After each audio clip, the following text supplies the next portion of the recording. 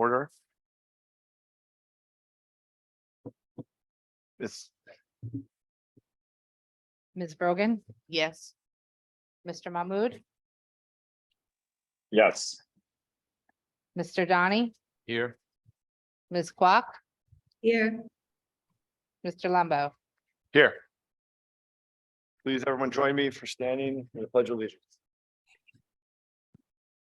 I pledge allegiance to the flag of the United States of America, and to the republic for which it stands, one nation, under God, indivisible, with liberty. This is for all. Thank you. Video on the website. Pursuant to the Open Public Meetings Act, advance notice of this evening's meeting has been given to the Ridgewood News, the Bergen Record, and the clerk of the Village of Ridgewood. In addition, notices have been posted in the office of the board secretary in all of our school buildings. We are going to start with a first public comment portion of the evening. If anybody wishes to come up, please speak to the podium. You have 4 minutes to speak. Just give us your name and address, or if you're from a business, you can give your business as well. And welcome. Thank you.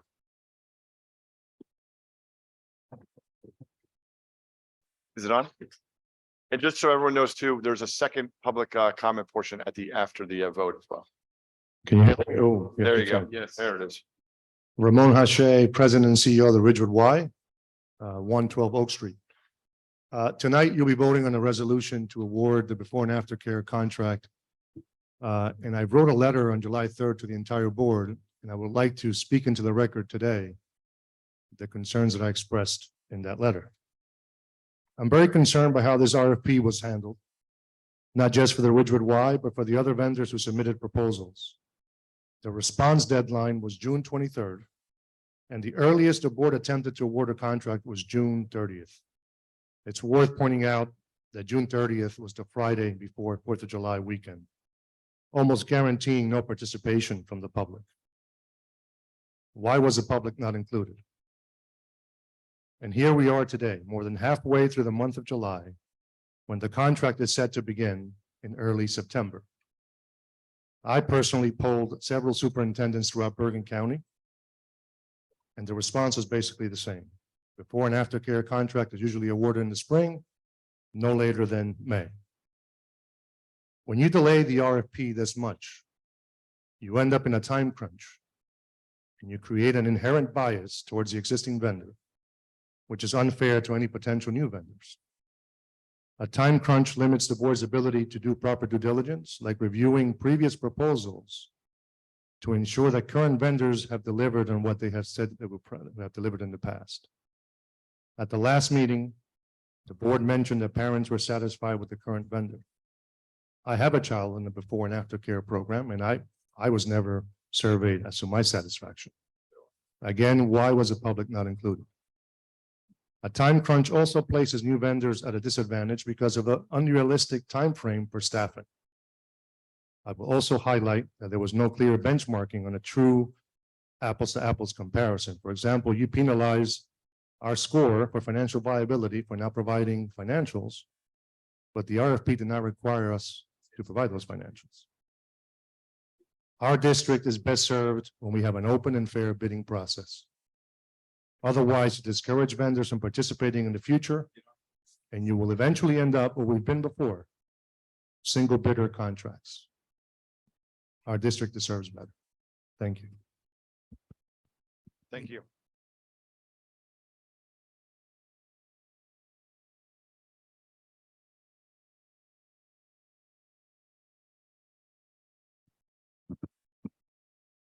Good evening. You can hear me. Mary McCallie, 181 Spencer Place, Ridgewood, New Jersey.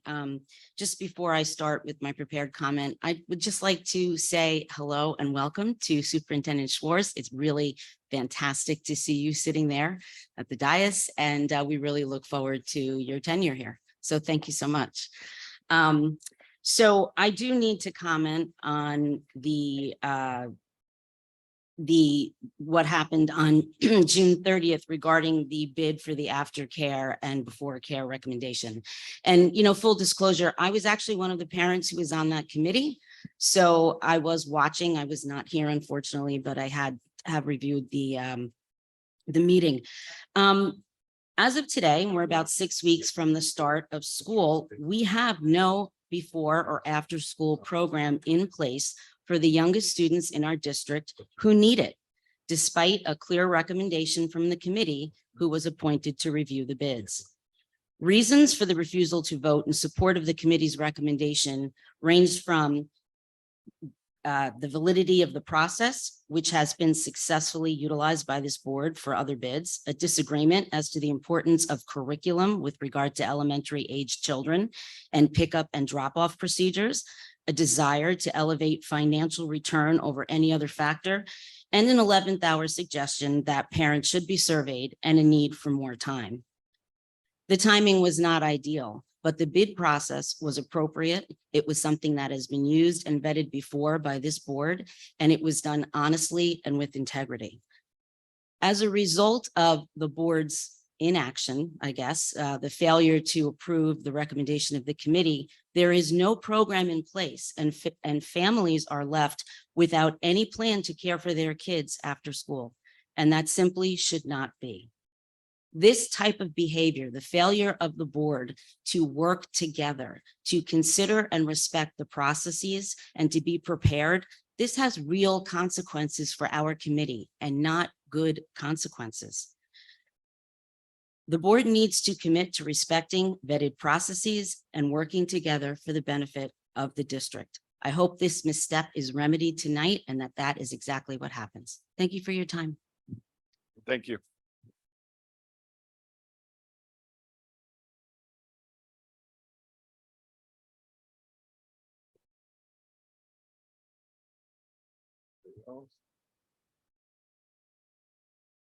Do we have any call-ins?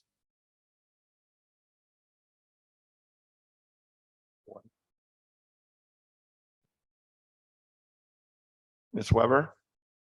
Good evening. Thank you, Mr. Lembo. Actually, I would have to agree with Mr. Hache. I am also for an open and fair bidding process. And as this board may recall, I filed a complaint when that didn't happen, which is still in the process of being adjudicated. So I agree with that. But what I think is missing here is the fact that our business administrator disappeared. I don't know what happened to him. I don't know what the story behind it, but I do know that we had to scramble and get an interim business administrator. We were left with no annual budget. So I think Ms. Davenport did a fantastic job, our interim BA, in pulling us together, getting what needed to be done in the order that it needed to get done. And clearly the budget was more important than the RFP. That being said, I'm wondering if Mr. Lembo could explain what he did at the last meeting. Mr. Lembo called a special meeting of the board on June 30th in order to approve the before and after care program contract, a service that many parents rely on. Apparently, the timing of this decision was critical enough for Mr. Lembo to summon his fellow board members to a meeting just for that purpose. However, at the meeting, Mr. Lembo explained that he hadn't had time to look over the background material for this decision. So what I'm wondering then is, if Mr. Lembo did not have enough knowledge to vote yes, how did he have enough knowledge to vote no? Why didn't he simply abstain from voting and allow the board members who were prepared to conduct this important piece of board business to go ahead? Given Mr. Mahmood's absence from the meeting, the even number of voting members led to a tie vote. If Mr. Lembo had abstained, the vote would have been decisive, and today's special meeting. Ms. Weber, I'm just gonna, please address the board. I am. Okay, thank you. I know you're all busy people and you're volunteers, and I appreciate your service. I do have a right as a member of the public to question a board action, and I'm asking a question. You can choose whether you want to respond to it. I have to point out that the 3 other board members who attended that meeting are also volunteers whose time should be respected, and the public who was waiting for that decision to be made also needs to be respected. There is no one opinion that is so important to dispense with board business. And board members who are not prepared to vote should simply abstain from voting and let those who are prepared conduct business. Thank you. Thank you.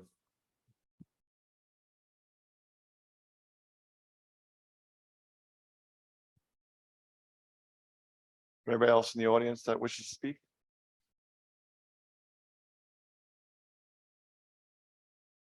That's somebody? No? Okay.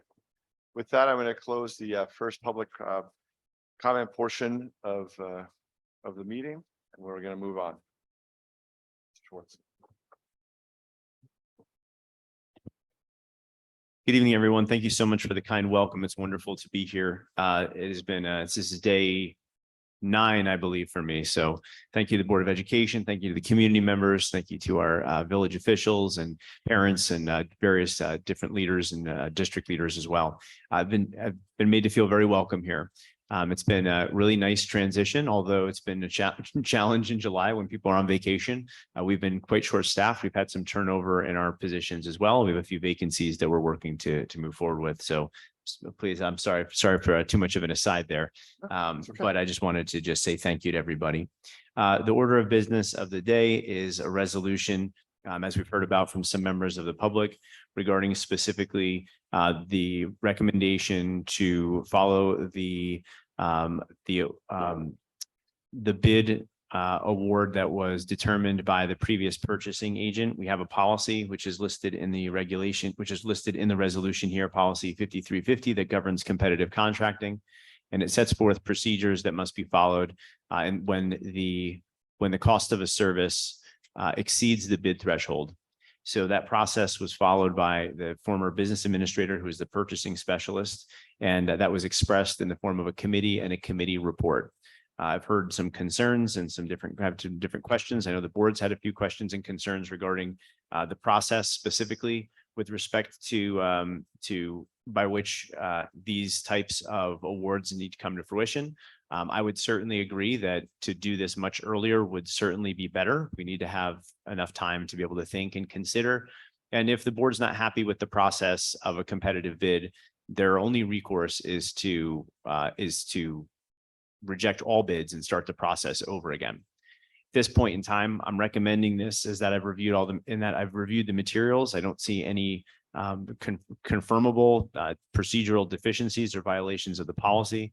So considering our need for before and after care program for the new year, and considering the work of the purchasing agent and the committee, at this time, I am recommending that the bid be awarded to Alphabest, which was the vendor that was determined by the purchasing agent via the committee to be the strongest bidder in that particular circumstance. This is a 1-year agreement that we are recommending. This resolution here awards the bid. There would be a follow-up agreement recommended once the bid is awarded at a subsequent meeting, and that would secure before and after care for the coming year. Given the level of public concern around this issue, I have raised the question of whether or not the board wants to initiate a rebid on this sooner than later. It is a 1-year process. It's a 1-year agreement that we're going to be recommending.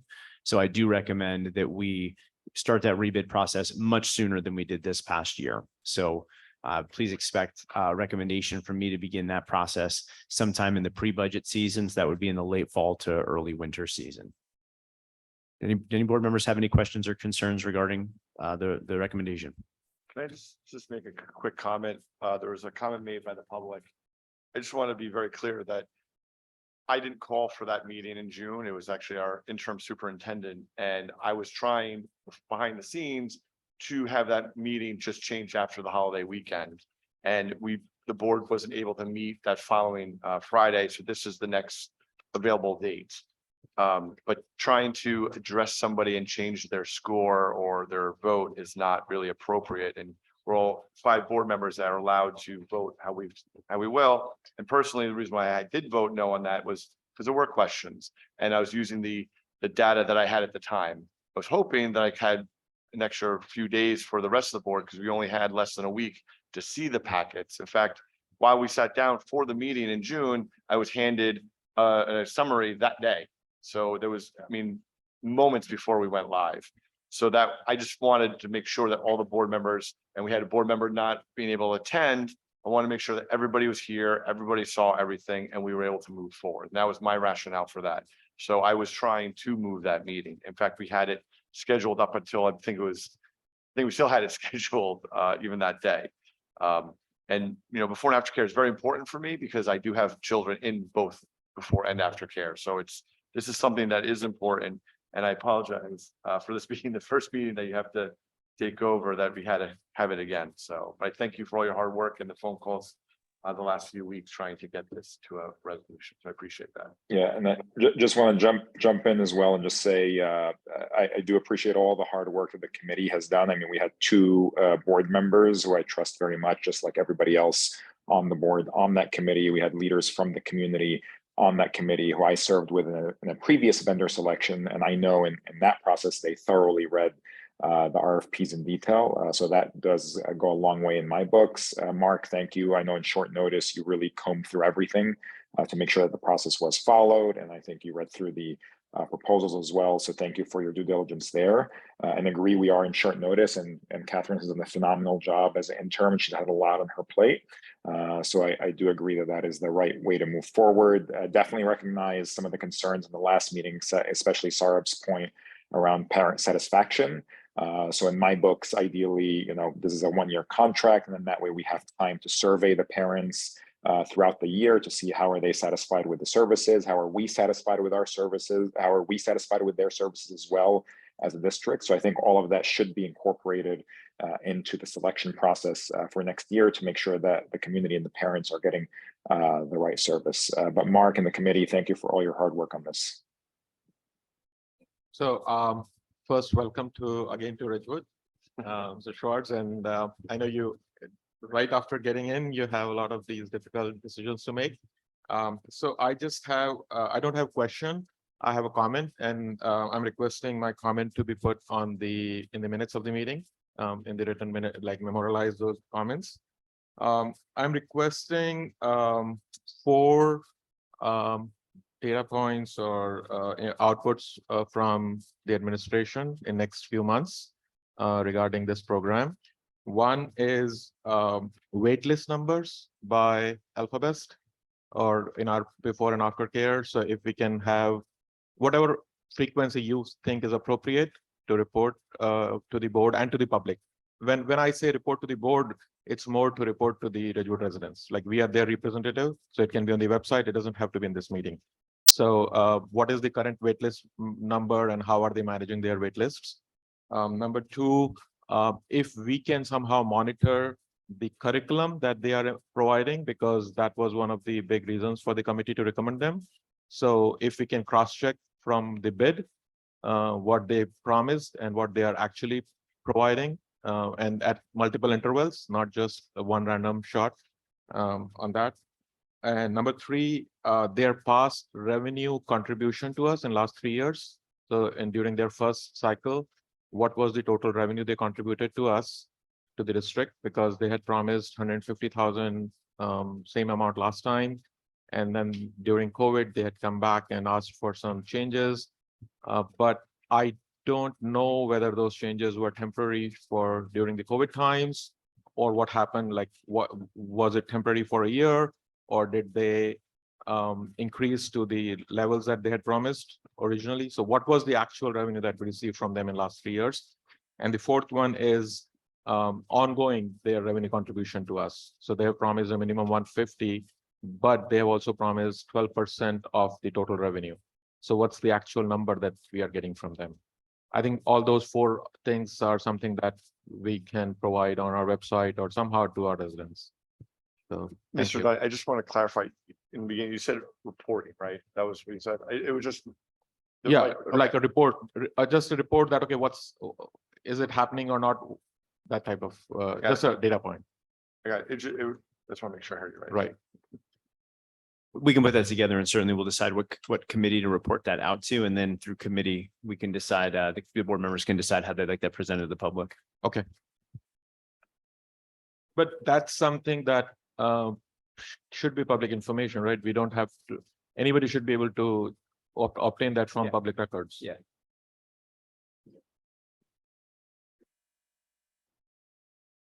And the hardest one would be the wait list numbers.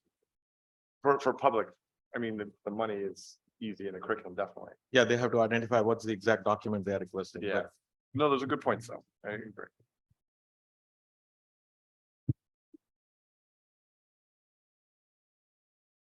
Anybody else have anything? Mr. Mahmood, oh, you already spoke, sorry. Ms. Kwok, do you have anything to say, or?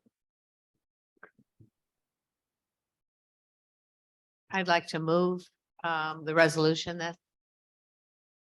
I second.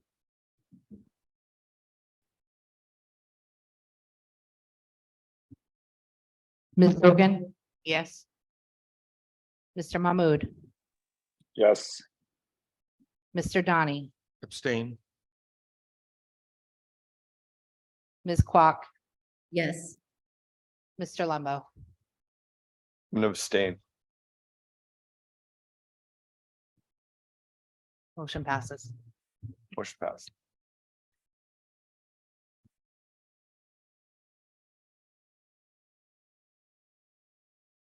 Okay, with that, we have the second public comment portion. If we have any members of the public that wish to come up, welcome.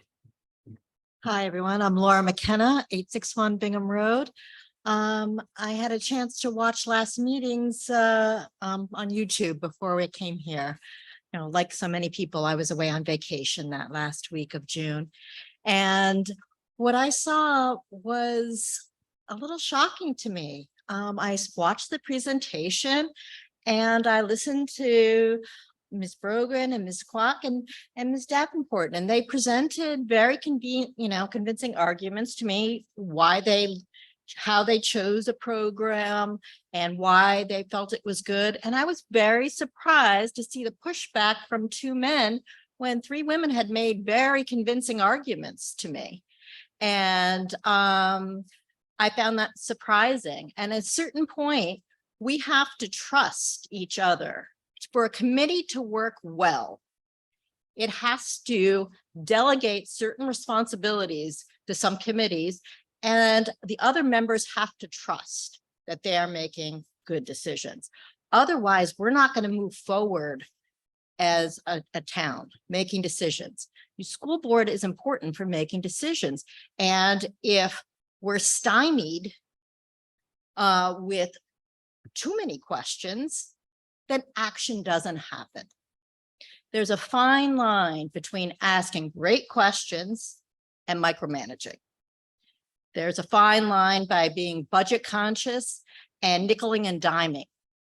And I want to make sure that the Ridgewood School Board is always on the right side of that line. Thank you very much. Thank you.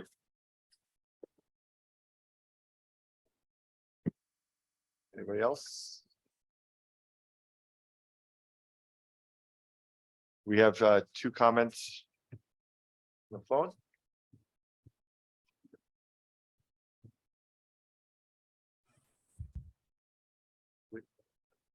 Ms. Loving, Yes. Ann Loving, 342 South Irving Street. Thank you for the opportunity to speak. You know, I had been completely opposed to allowing board members to attend remotely, but I can see now that it really works out well. So I have to backtrack on my previous opinion. I'd like to say something about the previous speaker's comments. Although the committee did a lot of work and made their recommendations, every board member gets a right to vote. So it is inappropriate, I think, to suggest that the whole board should automatically vote the way the committee recommended. However, I was shocked last meeting when the president of the board said that he had not read the material and then voted no. I agree with Ms. Weber from earlier. That was clearly a case for just not voting. You don't vote yes or you don't vote no if you haven't read the material. It was frankly embarrassing. Finally, the president also stated that his children attend the Alpha Best program.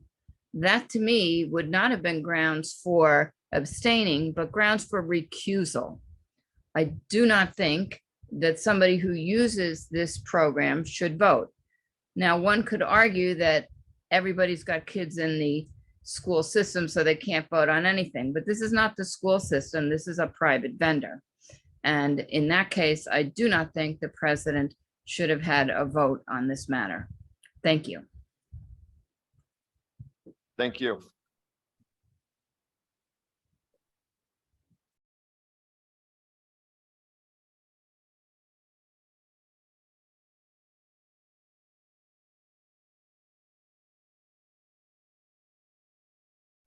Can you hear me?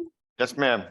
You're up. Okay, thank you. Thank you again, Mr. Limbo, for allowing me an opportunity to speak. Very briefly, I'm actually responding to a couple of comments here, I guess, that I just heard. I think it's very important that board members retain their autonomy on the board when they're making decisions. So while I might not even have agreed with Mr. Donnie's decision-making on that particular issue, I respect the fact that he made his decision. And I think it is important that the board members individually do that. That's why we elect them. We elect them to have robust conversation, to really think things through and vet various issues. And I think that when people don't necessarily vote in unison on an issue, it's not a sign of an unhealthy board. It's actually a sign of a healthy board. That being said, I would have to disagree with that last comment. I don't think a user of the program would be disqualified from voting on that contract. I mean, you know, you're a user. If you're not invested in the program financially, if you don't have relatives that own it, there isn't anything unethical about voting that I'm aware of, simply because you have children who use that program. And I really am confused why Mr. Limbo didn't abstain the first time and abstain this time. I know you don't want to answer me, but I do think it's important to note that I did actually address the board in my first comment, and as a resident, I have the right to do so and ask questions. And that's it. Thank you. Thank you.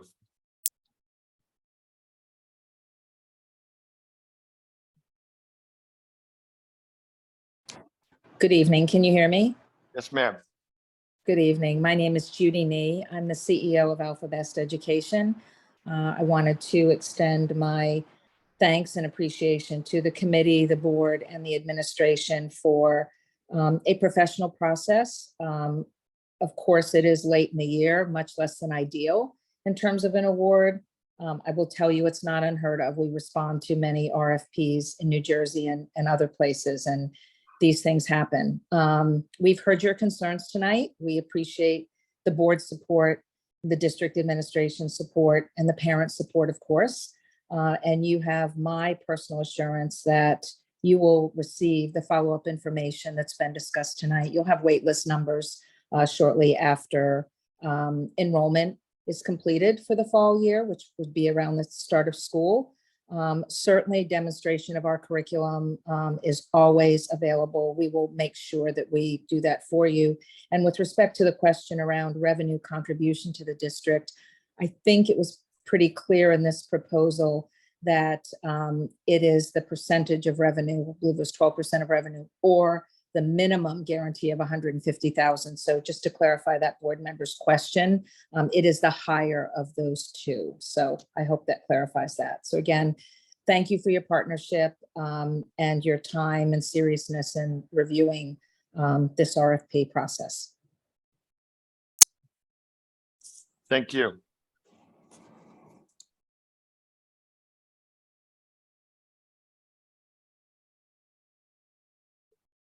Anybody else in the audience that wishes to speak?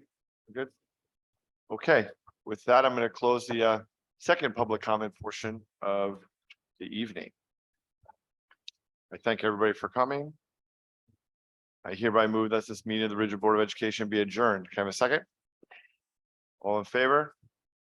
Aye. Thank you, everybody. Meeting. Enjoy. Have a good vacation. You. Be well.